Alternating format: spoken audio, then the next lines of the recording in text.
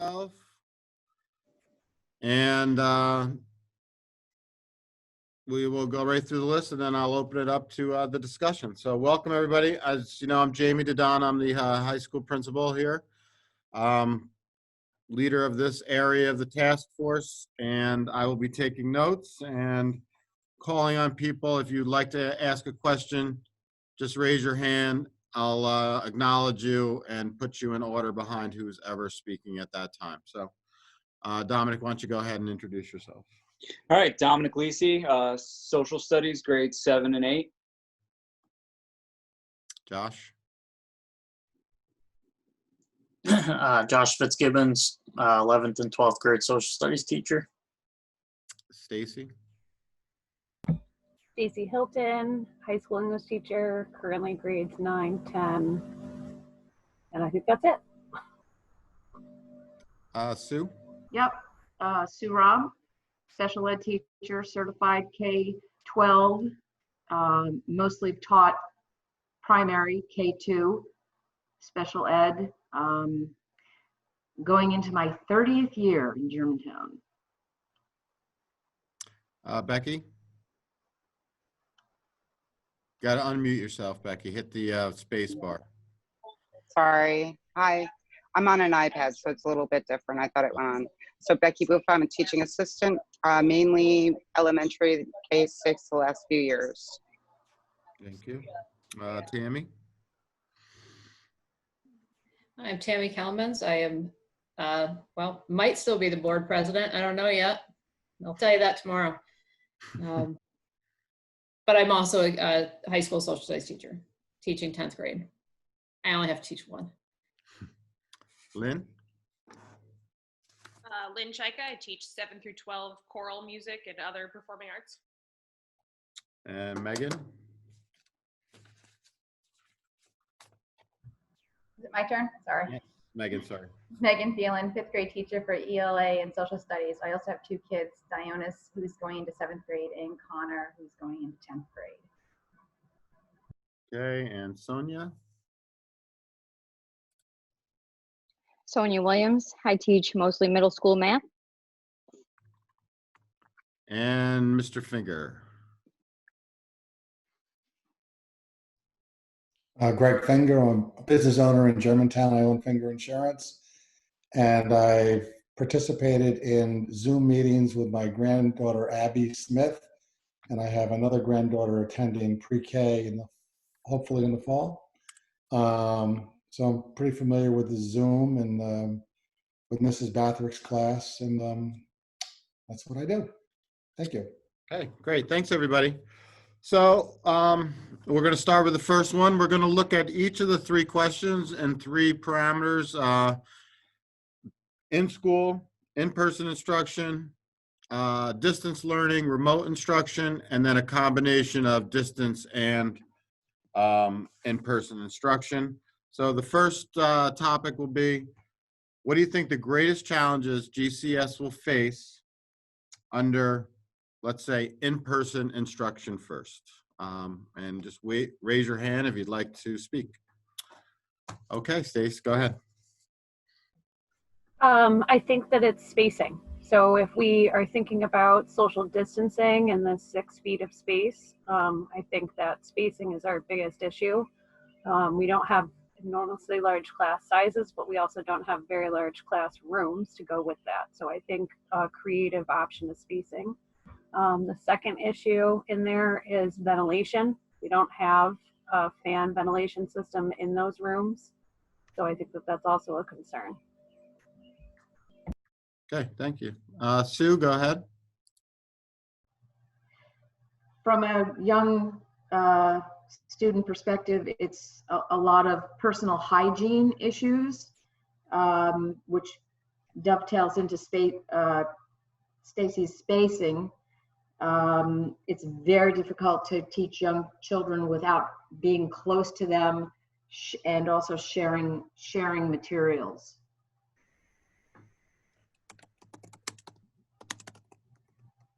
Just raise your hand if you'd like to add some of the challenges we'll face for in-person learning here at GCS. Go ahead, Greg. will we have to do, or will there be a need to do testing at some point in the morning, taking people's temperatures? Asking, like, it seems now when I go to any business anywhere, somebody usually comes out, meets you in the parking lot, asks you a list of questions. Do you have a fever? Do you have any cough? Do you have any aches and pains? Before you gain access to just about any business right now that is opened under any of the various phases.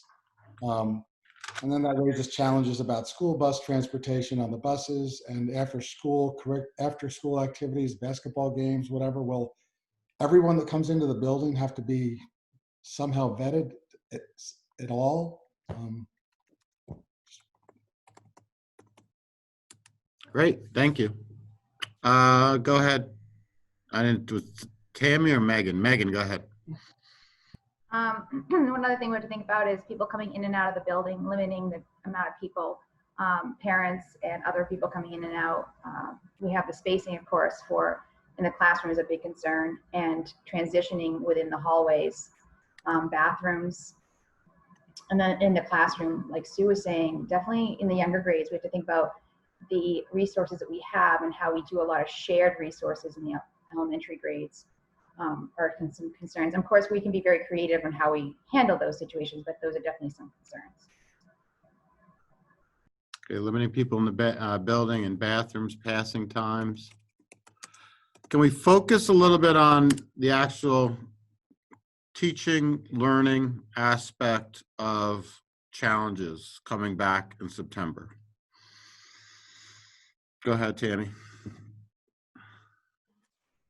Just to dovetail a couple of things. First and foremost, with anybody coming into the building right now, yes, you do have to go through screening, but that's, what's going to happen in September is a different story. My major concern education-wise, which I'm sure a lot of people feel the same, is testing, as in state testing. I am very hopeful that maybe the state will decide that we won't have to state test, but then how to get our students who are going to definitely see a lack in preparedness. I mean, there's no way that we can go from being online for, since March to June to turn around in September and say that all of our students are going to be prepared for the next level. So that, as a teacher, as a parent, that would be the biggest concerns that I would is how are we going to move forward with our students who have had no in-person instruction. I personally think we need to go back for that reason. I don't, to build on those skills. But, we're looking at passing kids to the next levels. And I'm thinking in particular math, Sonia. I mean, I can't even imagine how you taught math online. Where what are we going to do about that lack of skill? In certain classes, it's definitely it's going to be more apparent. So those would be the concerns I would have as a teacher, as a parent, of how are we going to move? What's the next step of moving forward? I don't have an answer. All right. Not here, just here. But, because it's what I'm curious about, but the testing component, state tests then being tied to APPR, and then on top of that having, lack of progression, right, would be the word I would use. Okay, go ahead, Stacy. To that end, so sort of two things. Tammy, when I think about coming back, and the research that I've done and looked at, I think that obviously the academic is so important, and I know we're not in the SEL team, but thinking about how to retransition our kids coming in and checking in on them to see if they're ready to go forward academically. Some of our students have lost family in this, jobs, all of those other concerns. So I think addressing the social emotional aspect of that and seeing what other things they need before we can get to academics. And then my thought about the academics is, for some of Sonia's kids, she had them last year, she'll have them again next year, right? So she sort of got that luck in that situation.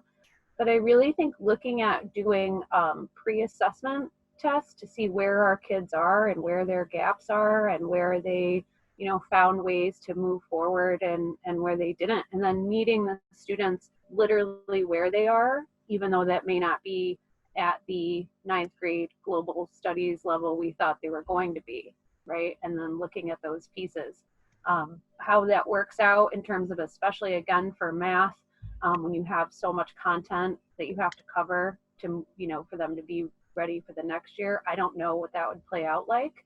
But I can't imagine going into my classes and thinking I would approach this next year as if this didn't happen. So at the elementary level, we had some discussion about the concept of either keeping the kids from this year with us for a short period of time and then transitioning them, or teaming with the receiving teachers to more fully understand where those kids are functioning right now and the expectations that those teachers can have. So that's just from an elementary point of view. I don't know if that helps. Go ahead, Sonia. I don't particularly think this is like or it might be a challenge, but is there a way that the teachers can come together before the September would be coming around in order to sit down and figure out, okay, well, what math did you not cover, so that we can kind of modify the curriculum so that we're kind of, you know, when we get to statistics, we'll throw, you know, the mean, median, and mode into the statistics part before we move on with the 7th or 8th grade curriculum. I mean, for me, it's easy. I could talk to myself about the 8th grade, but, you know, that way it gives me some time to talk to the 6th grade teacher about the math related, or the 6th grade teacher about what science was covered. So that might be a challenge in the sense of getting that time, but. Yeah, just to add, because this has been a big topic across the state, and that is, you're not going to be able to cram 12 and a half months of learning into 9 or 10 months of learning this coming year. And how do we effectively look at our curriculums across the board so that when we do come back, whether it's remotely or in person, we're not overwhelming the kids, we're not overwhelming the teachers, we're not our expectations are in line with actually what can be done. So that has been a big topic of discussion. And also, that's a good point, Sonia. How do we get our teachers back in at the end of August, beginning of September, for 5, 6, 7 days to start looking at curriculum, looking at kids, and in fact, doing professional development on remote learning or transitioning back in, and the student, and that's one of the things that I've been wanting to do, is how do we get our teachers in for 5 or 6 days before we even see the kids, so that we're ready when they get in? Because if we have to do this on the fly again, as we did in March, it's going to be very, very, very, very difficult. And that's one thing that has been coming up over and over, is that we need to get teachers in here ahead of the kids so that we can be prepared. So, Megan, one more thing, and then we're going to move on to the remote learning. What we did in the elementary, and I don't know if you guys are in the high school or not, but we took the next gen standards and we looked at what standards we tackled this year and what we did remote and what we did basically in classroom remote and what we didn't get to. So I've been using that from the 4th grade teachers to see what wasn't tackled or what was tackled but was tackled remote learning, and then kind of revamping how I start the year and how I look at this coming year. So that document was very helpful to look at in the last couple of weeks. Okay, so let's talk about some of our challenges, and we're going to try to stay focused on teaching and learning in remote learning for the fall. I'm sure you can make a huge list, so go ahead, raise your hand. Go ahead, Josh. I think one of the big challenges, and this is probably for any of the models we use, is going to be kind of establishing those, like the classroom procedures and the norms again right off the bat, and the structure. because like you said, we kind of were, just all hands on deck, do what we can for the last few months. So these kids haven't really had a full structure in possibly 6 months by the time we go back, really. So I think just setting that structure up in a strong way right off the bat is going to be really important, no matter if we're back in the building or remotely, even more so remotely, I think. So I think that's a big one. Great. Go ahead, Sue. One of the biggest challenges I had was the structure at home. And I was talking to some of my first grade team, and we were talking about of course, this is for elementary school. I don't know if this works for high school, but having actual templates, physical templates where kids would sit, that would be provided by the school, that would be like a desk with a set of rules. I mean, you can send home, this is what you're supposed to do in email, and this is what you're supposed to have. But when it comes right down to it, if it's a chaotic home, the environment is not set up for them. So if we can physically set an environment up for them, so it's like a portable desk, right? So if they're sitting at their dining table, they pick up this package that would be like a study carrel that they would have in school. And it would be an environment, a closed environment for them, which would have their rules, which would have their bag of tools that they would need, that they would bring with them every day. And that's just a start to solve some of the disjointed, unstructured challenges. You gave us a solution there. Thanks, Sue. Go ahead, Lynn. I mean, I'm kind of in a unique situation being a performing arts teacher, so I know my classes work a lot differently than most people's do. But for me, I think, and I would assume the same is for visual arts as well, a lot of what I do in class just can't be done virtually. We can mimic that as best as we can, but if we were to go to an all virtual setting, I think that there would need to be some creativity in terms of the actual classes that we're teaching in the performing arts. Obviously, trying to teach chorus online just doesn't work.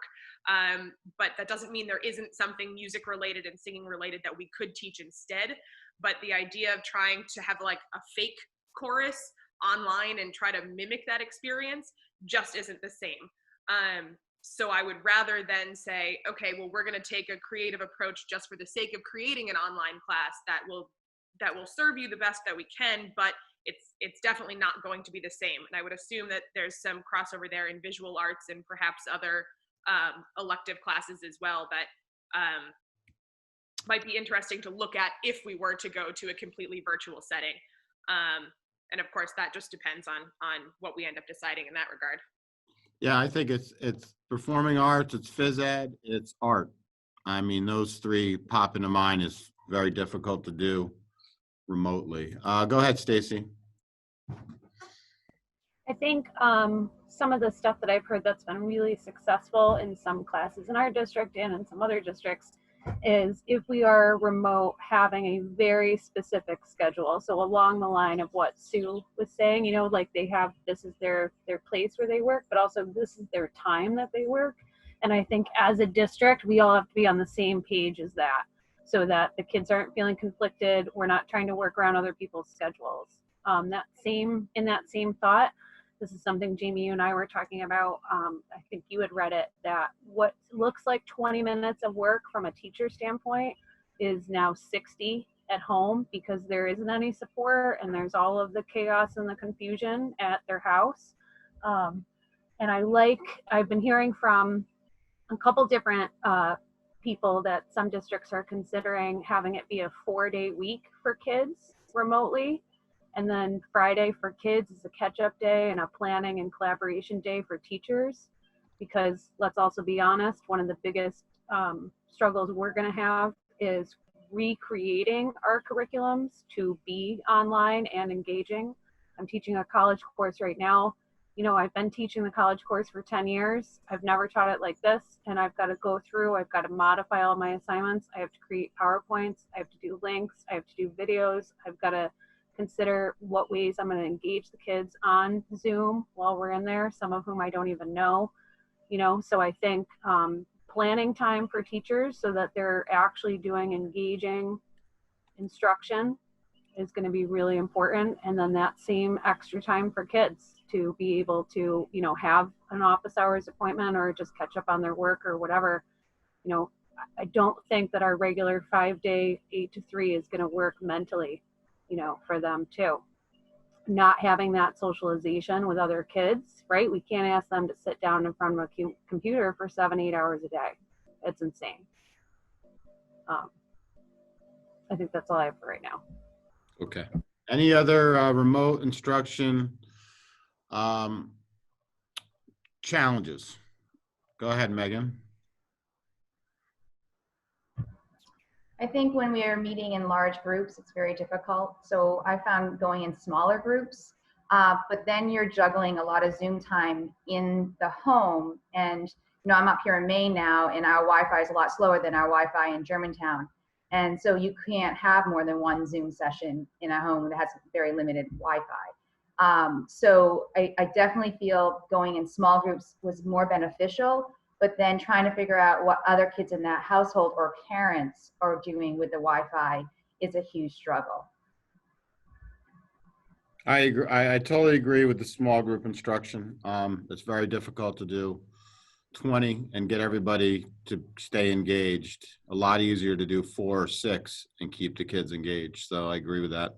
So you gave me a challenge and a solution. Many of you are, and I'm capturing as much as I can here as far as challenges and solutions. We're coming up with some solutions for remote. Let's get one more challenge for remote, and then we're going to move on to hybrid challenges for hybrid.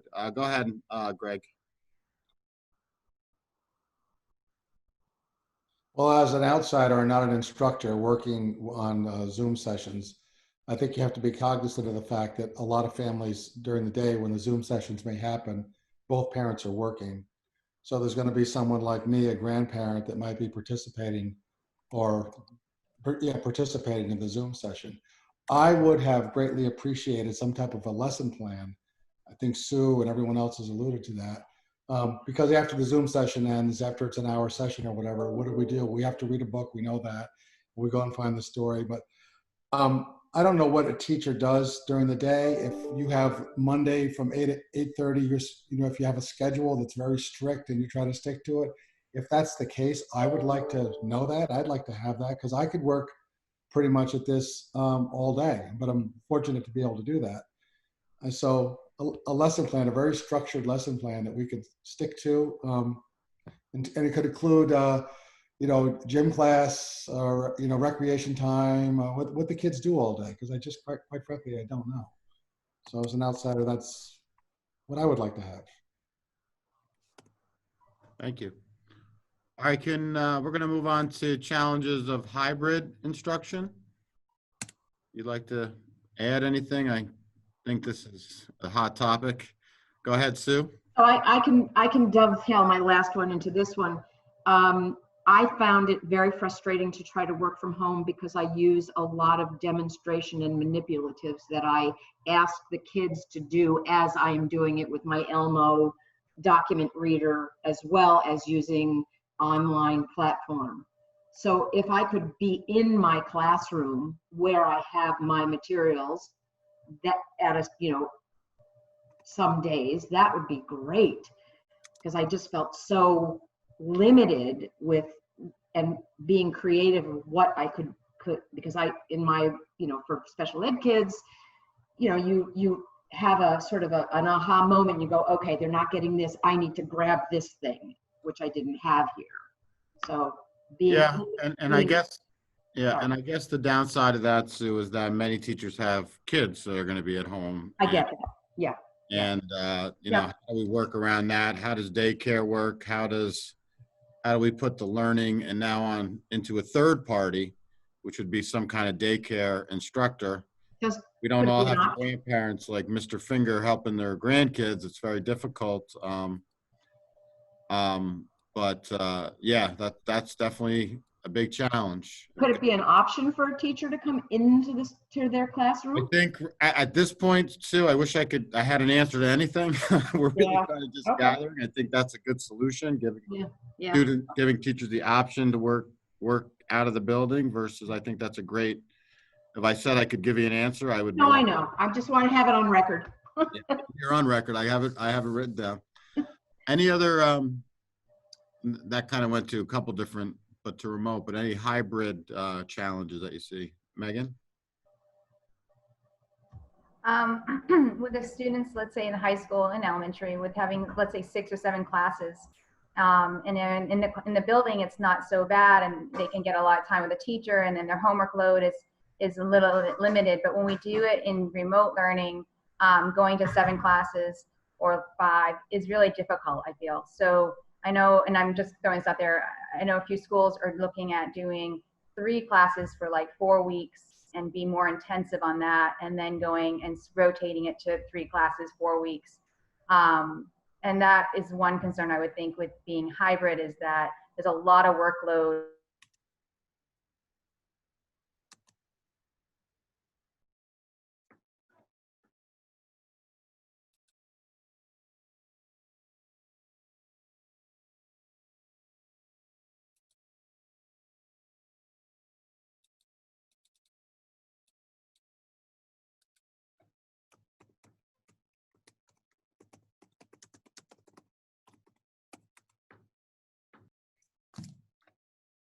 I lost everybody there for a moment.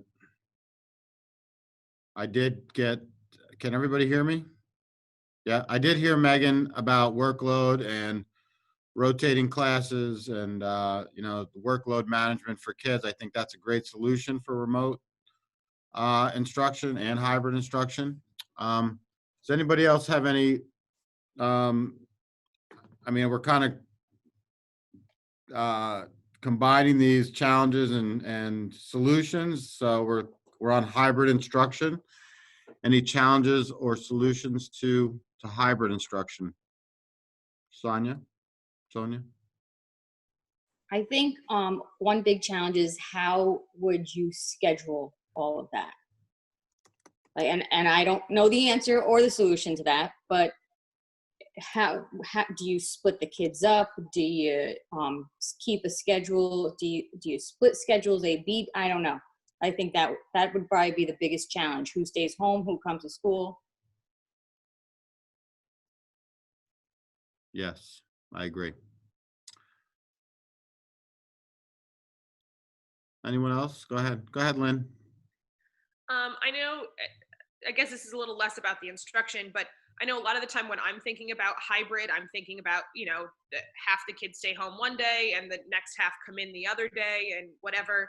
And I was talking to another teacher in a different district the other day whose school is considering a hybrid form where the same kids come in every day and the same kids stay home every day, and it's all optional. You opt in to coming to school or not coming to school, and there are a whole bunch of flaws in that as well. But it was an interesting concept and a different take on hybrid that I hadn't thought of before. And I think that would address Sonia's scheduling issue, because then you could just have more of a regular schedule, because you weren't trying to rotate which kids come in and out, but the kids who need to come in for whatever the reason may be do come in, and the kids who feel like they can function at home do function at home. So just a different take on hybrid that I hadn't really thought of before.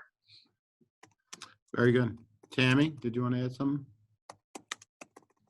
I was just going to say that the one thing that we have discussed at Catskill is doing an A-B schedule, where you, on Monday, Tuesday, our A kids will come in. Wednesday, everybody's home, deep clean the school. Thursday, Friday are your B kids. I see a lot of flaws with that plan as well. One of the major issues I think that you're going to run into, and Megan and many people have alluded to this, is just having access to internet. And I know that Germantown, I believe you guys, everybody got a device when they went home, correct?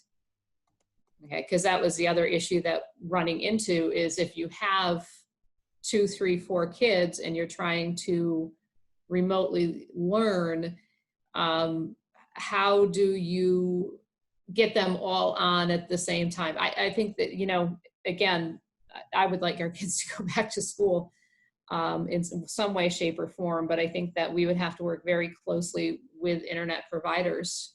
And I know they've been out, you know, stringing lines and everything else, but I think that's going to be the biggest problem that we have, is being able to get kids online when they need to be there. You know, and I know probably high school teachers, I got work at 2, 3 o'clock in the morning, and in questions at 2, 3 o'clock in the morning. I don't know who they thought was going to answer them, but you know, so that is an issue. If we set up hey, this is what your schedule is going to be, you know, you have to be online from, you know, say 8 to 9 for social studies. What is the accountability going to be there? How are we going to make sure that the kids are there? Attendance policies, you know, there's a lot of things that are really up in the air. And again, I don't have any answers for them, but it's something, again, we do need to keep in mind. And there's going to be some kids who are not going to come back to school. They're going to be health fragile. They're not going to be able to come back until there is a vaccine or whatever the case may be. And how are we going to, you know, continue having them be educated? Yeah, don't have You know, one of the things that we haven't brought up, and which I think is extremely important, is the relationships between the teacher and the students. And when that's not there, because you're doing remote learning, you have less engagement. I mean, teachers-student relationships create the engagement. That's why they learn. They learn because they want, you know, because you're there, you're encouraging, you're answering questions immediately, you're able to read faces, you're able to read moods, you're able to, you know, to do a lot of things that you just can't do online. I mean, even now with us online, you still can't read the body language, the eyes, all the different types of signs that we as teachers have learned to read over the years. So I really feel like a big hurdle is how do we get that engagement? How do we form those relationships with the kids? How do we know what makes them tick?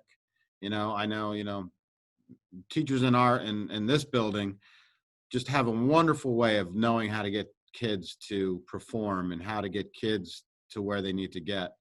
And that's one of the biggest things that I think you're going to miss with remote learning, is you're not going to be able to learn that. Now, you may be in a unique situation here because you do typically have kids 2 years in a row, 7th and 8th, 9th and 10th. But again, that's a big part of teaching, is that relationship building. So I feel like that's going to be missed. Go ahead, Greg. And think about a new family that moves into the district, and the children, and those kids, you might have relationships with the kids. You see them maybe 2 years earlier, or you see them in the hallways, whatever. But a new family that moves in with a couple of kids, it's really going to be difficult for them. Really. I don't know how at some point you're going to have some face-to-face meeting these kids and these families. I don't know how you do it, but you're just going to have to do that. Maybe do it in a parking lot. I don't know. Go ahead, Sue. Well, you know, when this woman, I can't remember her name, Natalie, who gave the second talk on social emotional, I wrote down the 3 things: that learning happens in relationships, relationships in school matter, and relationships impact outcome. I had only 5 kids in my classroom. 4 out of those 5 kids showed up every single day. And I can tell you that not one of them made progress because of the remote learning and their particular needs, but they showed up. You know, it wasn't really, it was frustrating, it was exhausting, it was frustrating, but it was also valuable and revealing how much those kids need that consistency and that connection and those relationships, even if it is remote learning. But now I've had to remove the academic part from that. You know, the 2020 view is that we didn't get any further. we reviewed things that I thought they had learned in January, in October and November. And they didn't, because it was like they were learning it all over again. So I agree with, all of the challenges of remote learning. I just bristle at the idea, and meeting academic goals, and, having it challenging and rigorous, and, those kinds of things just make me become very anxious about education in general. Okay, we're gonna move on. I've got a bunch of creative solutions actually for remote instruction and some hybrid instruction, but how about some creative solutions for the in-person instruction based on some of our concerns, and I'll just recap those for you. Some of the challenges were spacing, social distancing, ventilation, personal hygiene, sharing of materials, taking of temperatures in school, screening kids as they come in, transportation, in-school activities. How do we handle that when kids are moving around and people are coming into the building to see activities? Limiting people in the building, bathroom use, passing times. How do we enforce the social distancing? Testing, state testing, students at the same level. How do we know that they're prepared for the next level? How are we going to move forward? Benchmark exams, which would need to be created across the board. Retransitioning students coming back in the building, and teachers getting together to look at curriculum and PD for teachers. Some of the challenges. Maybe we can talk about some of the solutions to those concerns. And then we're going to move on to what the state could do for us to make in-person remote learning more possible. So solutions to some of those in-person concerns. Go ahead, Stacy. There we go. Okay. So, having been such a big part of the union for a while, we're held to these contract days, and I'm not suggesting that we ditch the contract, but I think, being flexible and coming up with maybe an 1 year MOA where maybe we do some extra days. Those aren't contact days with kids, but they're extra days that, we're going to be compensated for, but that we, agree as a union membership to come in early, right? And work on that stuff. Barring that, maybe we start the school year for the kids a little bit later so that we're able to get that time together to go over our curriculum and share ideas and learn from each other. I think could be one solution there. And I think that, in terms of the obstacles there, if Cuomo's going to hold us to this 180 days, 990 hours or something, what does that look like? I know some people are throwing out the idea of change the school model and go to a full year model. I don't know that anyone can handle much more change at this point to that extent, but I think flexibility is really the solution that we're looking for, and the same thing from the state in that sense. We were talking about state exams and accountability and APPR and all of those things. I think without flexibility from the state for us to say, we're this building, we have accommodations and stuff like that, maybe being able to create a reasonable goal for ourselves. So sort of like back to that SLO thing, maybe we're not going to hit 90% at whatever, but maybe we look at where we are and then try to move forward a little bit.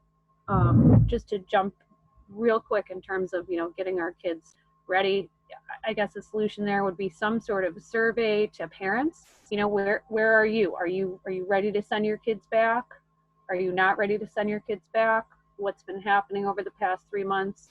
Financial issues, whatever, so that we have some solid data about what sort of, issues we're facing, and what the parents are willing to do. I would hate for us to try to come up with an in-person model and then 70% of our parents say, I'm not sending my child there. Right? So I think that information would be helpful. Just spoke with Bev about that this morning, actually, about what percentage and how do we figure out how many parents would actually send their kids back to school or under what circumstances. So very nice. Thank you. Any other solutions to the in-person instruction? Sue, go ahead. Well, just as a practical point of view, I'd like to know what the efficacy of those face shields are with the plastic as opposed to the face masks. That's all. I mean, I see people in hospitals wear them, you know, in operating rooms and emergency rooms. I just had back surgery again. And there were a lot of people wearing them. So, you know, that's just sort of a thought that if we know what that is, then maybe that's might be a little better.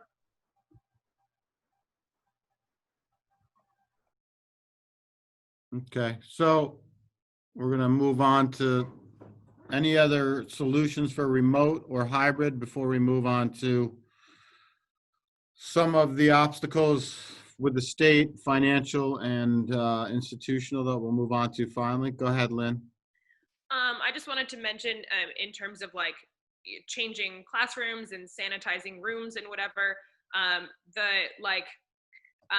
now of course I can't think of what they're called, the like vaporizer things that are like backpack whatever are relatively inexpensive and work as far as my research has gone and my husband's research, and he's done quite a bit of it over the last couple of months in terms of sanitation, they work. So that's just kind of a cheap, and I'll put that in quotes, and relatively easy and quick way that perhaps we could sanitize rooms in between classes if we were in some kind of hybrid or full back to school model that doesn't rely on a huge ventilation system that we don't have in place yet. So. Okay. Any other challenges, solutions before we move on to the third area? We feel like we brought everything up. I just have one quick thing, and I don't, just conceptually in terms of teaching in a hybrid, like, I don't, maybe Tammy, it was you saying like A kids Monday, Tuesday, off Wednesday, B kids Thursday, Friday. So like, we're only teaching 2 days a week. You know what I mean? Like, what does that look like curriculum wise? And how, like, planning, you know, am I teaching, you know, a story on Monday to those kids, and then we're analyzing it on Tuesday, and then I'm teaching that same story on Thursday and analyzing it on Friday.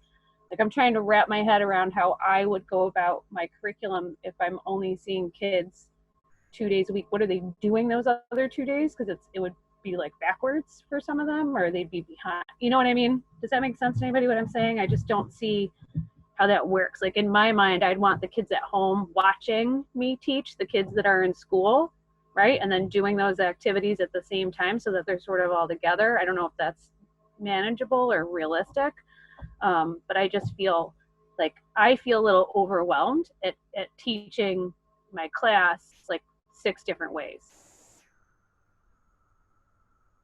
Yeah, that's definitely a hybrid, concern is teachers having to teach in many different ways on many different platforms. Tammy, go ahead. One of the things that was discussed, because Stacey, that was the exact conversation. What do we do?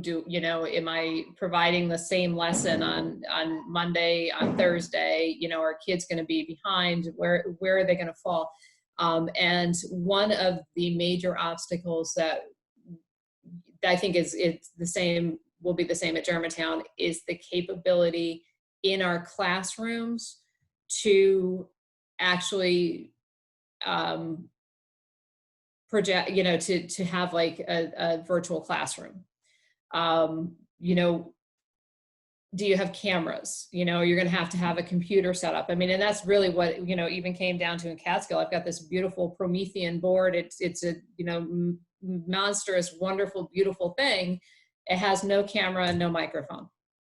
So it's useless to me for virtual learning. I would actually have to have my laptop up and me in front of it, you know, or have it positioned in the room where kids could see me. So you couldn't walk around, you couldn't, you know, do any of that. You know, I think a lot of we're going to have to look at in regards to in-person learning or virtual learning, whatever the case may be, is that the entire reworking of every single solitary curriculum we have will have to happen, because, you know, you can't think, pair, and share if it's just you standing there. You know, and trying to get kids to do these things in group projects and all of the things that we all just love to do. I don't know how you're going to go about doing that. So I'd same thing, you know, when you're sitting here teaching and you're thinking, okay, I'm teaching, you know, 10th grade social studies. My new curriculum is, you know, document reading and all of that stuff. How am I going to, you know, be able to do that? And that's the part of it that I don't think anybody really realizes is going to be the challenging. Now, and I say it doesn't realize, it's not all of the teachers in New York State not realizing it. It is the people who are in charge are going to finally make these decisions. Is that you can't take the curriculums that we have and just make them fit into a virtual world, and that we're going to have to rethink everything, which is why I brought up the state testing and all of that, because I can't teach, you know, kids to write an enduring issues essay, or Josh, who's going to have a brand new Regents exam that he's going to have these kids ready for, when they haven't been with us for the time period to, you know, to really learn that. So I think that there's a lot of curriculum things that until the state answers the question, you know, how many days, what are the hours, are we going back, period. You know, we just don't have those answers yet. And how much is it going to cost? And is there going to be any state aid? So let me throw that out there as the board member, because we don't have any money. And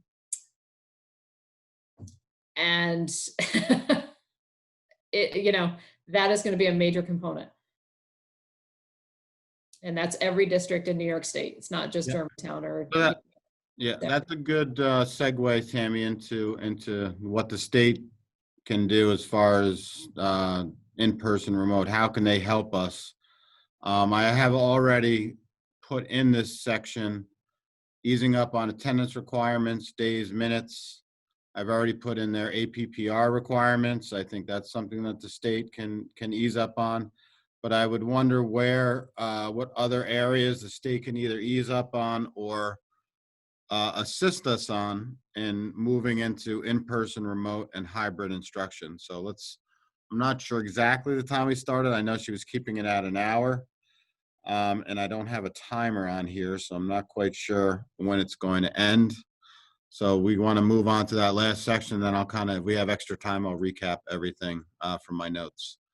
So obstacles that we need to overcome that the state can help us out with. Megan? So, oh, sorry, I wasn't paying attention. Go ahead, Megan.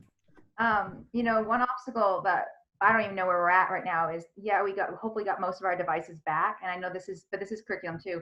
We got most of our devices back, but what condition are they? And how many do we have to replace or repair so that we can have that remote learning for our students when we return in September?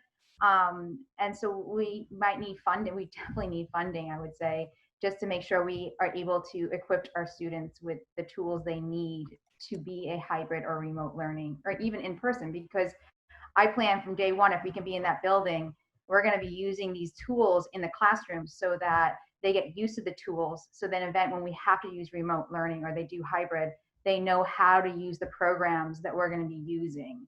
So we need on day one, as soon as possible, every kid have a working device that can work. And that we have been able to have time to do PD to know how to use all the tools to help our students. Mm-hmm.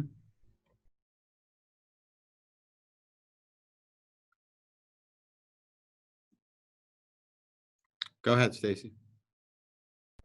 Sorry about jumping in earlier. I just got a text from one of my classmates at New Paltz who said, you know, one of the suggestions their district came up with is lobbying NICEAD and NICET to work together to sort of put a hold on APPR for right now, including all of the state testing, observations, things like that. Because to hold teachers to that same standard while we're now suddenly trying to learn how to be online teachers is the last thing that I want to be worrying about while I'm trying to figure this out.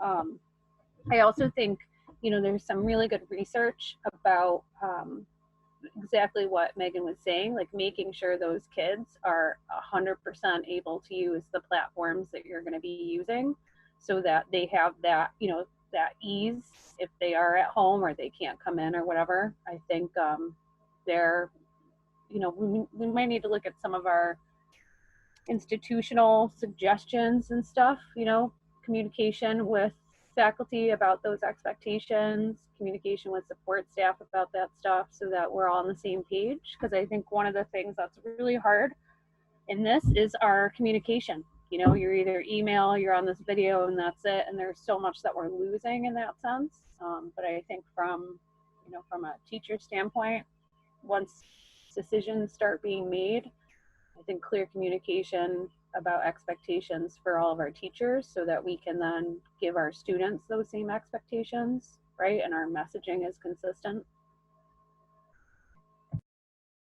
I mean, I feel like we're going to need a lot of waivers from the state on requirements that kids have to take, whether it's middle school, elementary, or high school.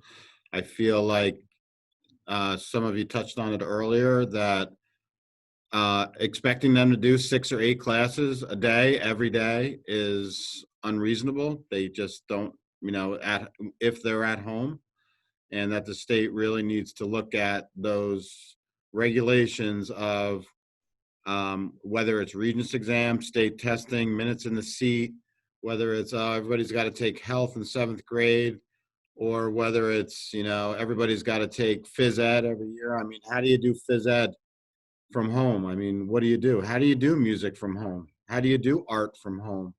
I mean, how much of that can be supplemented in other ways, and how do we move forward? Because, you know, we weren't getting kids to do social studies, science, math, and English, and then we're going to worry about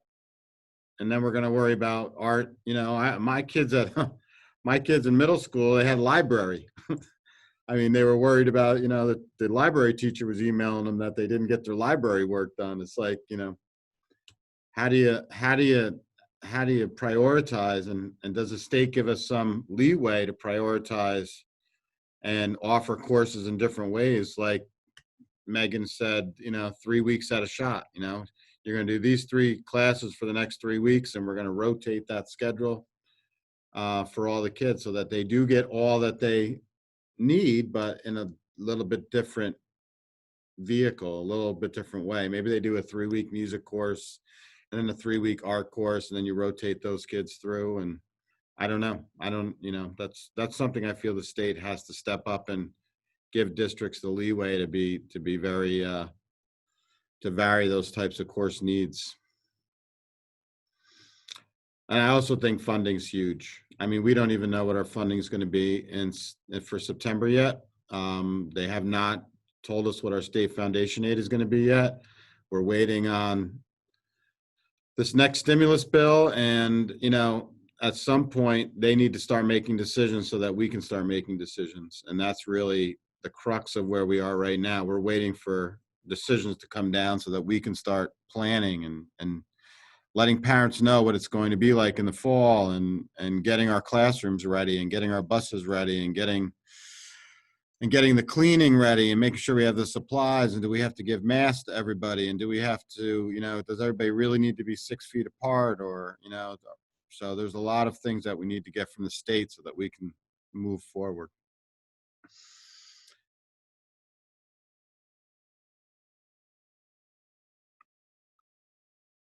Any other thoughts on anything? I'm not sure how much time we have. I kind of feel like we're close to the end.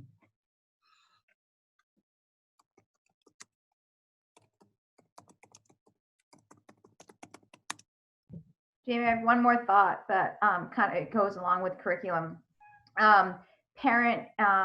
Getting families on board too. I know that families are stressed and families have been doing this for many months. But, you know, towards the end of May and June, I had kids, I was very rigid in my schedule with my students, and we had a very set schedule on when our Zooms were going to be. But parents were taking the kids out for hikes and pool time, and kids were like, oh, my parents are taking me to the pool. I can't join class today. Some type of message to the families how crucial, I know they know how crucial this is, but this is the education, and we really need that schedule that kids are on when we are teaching so that they can grasp the concepts. I mean, getting calls and messages at 10 o'clock at night, like you were mentioning, in 5th grade, it was kids are just working at random hours. I think really the most important thing is schedules and communication with the families. Yeah, we had a lot of kids in the high school that were working. I mean, we went on COVID March 17th or March 13th. And by Monday, I can't tell you how many working papers we issued and how many, and I think the state really needs to say, kids that age cannot work. They cannot work between 8 and 3. And anybody found hiring kids between 8 and 3, you know, that's really got to be. So to me, the state has to come down and say, listen, no more kids working between 8 and 3. That's when they need to be in school and available. So, you know, we had quite a few kids that did work. And, you know, that's another tough situation because some of those kids needed to work to help support the parent, to help support the family. They needed because the parents may have lost their job and now they're doing part-time work or whatever it may be. So that's really a tough area to really approach because you don't want to tell, you know, somebody they can't work if their family doesn't have food, you know, so.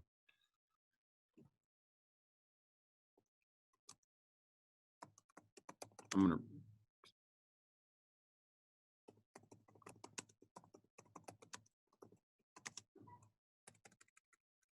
All right.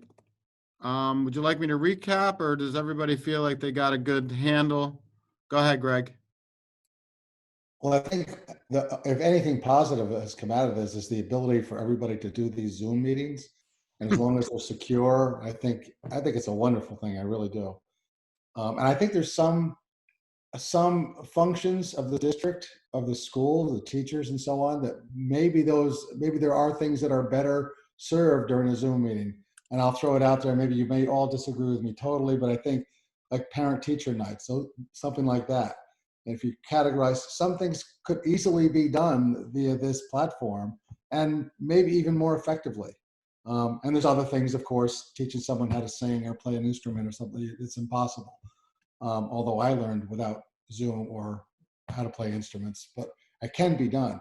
But I think there are some functions that should be categorized or listed. What do we do every day in school, and what are some things that could actually be done more efficiently or effectively in a Zoom meeting? And maybe that's the way of the future. Okay, I captured that as a solution, Greg. Thank you. Go ahead, Lynn. I just want to be clear because I feel like that what I had said earlier about reconsidering how we teach the arts online is clarified because I definitely do not believe it's impossible. Actually, one of the most successful things from the music department were our private one-on-one instrumental lessons, which we actually were not ready for and expecting at all to be as successful as it was. And that was singularly our most successful thing over the last couple of months. And I just want to make sure that what I had said earlier didn't get misconstrued as there's no way to teach the arts virtually, because to me, that is a terrifying thought that could possibly be removed or deemed as not as important as everybody else's classes. Because I think for a lot of our kids that it's the arts and PE and that kind of stuff that keeps the kids motivated to do social studies and math and all of those other things that they have to do that, you know, they aren't finding as important. Obviously it's all important, and I just wanted to make sure that it went on record that that was not my intention, that I thought they were impossible to teach. I just think that if we go to a virtual model completely, we have the benefit of being able to plan accordingly, so that our classes are more successful, even if it sort of changes exactly what the class is, not that they shouldn't be taught at all. Sorry. Okay. All right. Would everybody comfortable on what we have down, or would you like me to recap it. Raise your hand if you want me to recap, or we can go right over to, want me to recap? Okay, Greg. So some of the things we talked about, challenges, in-person instruction challenges were the spacing and social distance, the ventilation systems, personal hygiene issues, sharing of materials, taking of temperature, screening kids and adults in school, transportation, getting kids to school safely, in-school activities, extracurricular activities, how do we screen, how do we bring other people into the building, how do we limit people in the building, bathrooms, passing times, how do we account for that? Testing, state testing, students at the same level, are they prepared for the next level? How are we going to move forward? I.e. benchmark exams, creating benchmark exams, retransitioning students coming back into the building. What does that look like? And teachers getting together to look at curriculum PD to realign and curriculum for the upcoming year. Remote instruction, some of the challenges are establishing classroom procedure, structure at home. Things online can't be done in the same way as in person, i.e. performing arts, phys ed, art. 20 minutes of work in school, or consider 20 minutes of work is more like 60 minutes of work at home. Recreating engaging curriculum for online instruction. Planning time for teachers. Meeting in large groups, very difficult. Families working during the day, tough for parents to stay up on assignments, stay current with assignments. Getting families on board, how crucial it is to be ready to learn, not going to the pool in the middle of the day. Frustrating for teachers who may have to work from home by not having their materials, not having all their materials at hand. Access to the internet, getting kids online when they need to be there, accountability, making sure they're following the schedule. Attendance policy, establishing relationships between kids and teachers. The lack of progress of online learning, it seems to take much longer to get to the same endpoint. The condition of the computers, are they up to date? What happens when they break? What happens when they're unable? What happens when they don't have them available? And teaching kids to learn the many different platforms that they may have to learn in order to be efficient at remote learning.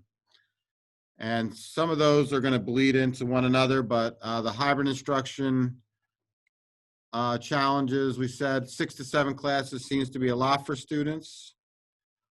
Survey to parents on issues we are facing. What do they think? Are they going to send them to school? Are they not going to send them to school?